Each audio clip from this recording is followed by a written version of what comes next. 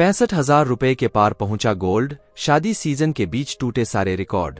शादी सीजन के लिए गोल्ड की खरीदारी की सोच रहे हैं तो आपको जेब ढीली करनी पड़ सकती है। दरअसल मंगलवार को गोल्ड की कीमतों में 800 रुपए की तेजी आई और यह बढ़कर 65,000 रुपए प्रति 10 ग्राम के नई रिकॉर्ड हाई पर पहुंच गया। इसी तरह चांदी की कीमत 900 रुपए बढ़कर 74,900 रुपए प्रति किलोग्राम पहुंच गई। पिछले कारोबार में यह 74,000 रुपए प्रति किलोग्राम पर बंद हुआ था। HDFC सिक्योरिटीज के मुताबिक मजबूत वैश्विक रुझानों के बीच मंगलवार को दिल्ली के बाजारों में सोने की हाजिर कीमतें 24 कैरेट 800 रुपए बढ़कर 65,000 रुपए प्रति 10 ग्राम पर पहुंच गईं। क्या कहते हैं एक्सपर्ट? ब्लिंकएक्स और JM फाइनेंशियल में रिसर्च, कमोडिटी और करेंसी के उपाध्यक्ष प्रणव मेर ने कहा, विदेशी बाजार में डॉलर के स्थिर रहने के बावजूद सोने और चांदी की कीमतों में सुधार हुआ है और सकारात्मक कारोबार हो रहा है। वैश्विक इक्विटी में लगातार बढ़ोतरी और अमेरिकी फेड की ब्याज दरों में कटौती की नीतियों पर अनिश्चितता की वजह से निवेशकों का रुझान सुरक्षित संपत्ति की ओर बढ़ा है। बता दें कि सुरक्षित संपत्ति के तौर पर गोल्ड के निवेश को देखा जाता है। फेड रिजर्व को लेकर क्यों बढ़ा अनुमान? दरअसल अमेरिका में आर्थिक आंकड़े सुस्त रहे हैं।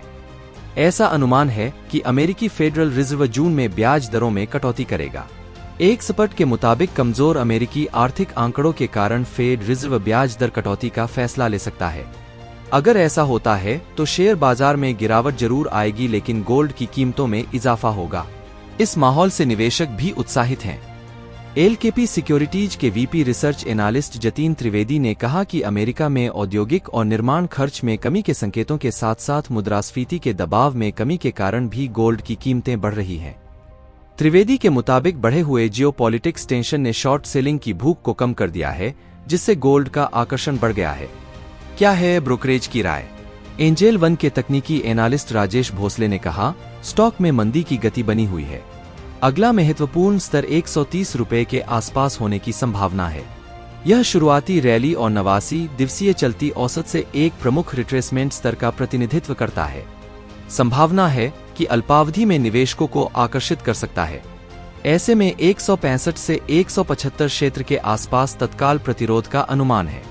आनंद राठी शेयर्स और स्टॉक ब्रोकर्स के वरिष्ठ प्रबंधक तकनीकी अनुसंधान विश्लेषक जिगर एस पटेल को उम्मीद है कि स्टॉक एक महीने के लिए 135 रुपए और 180 रुपए के दायरे में कारोबार करेगा।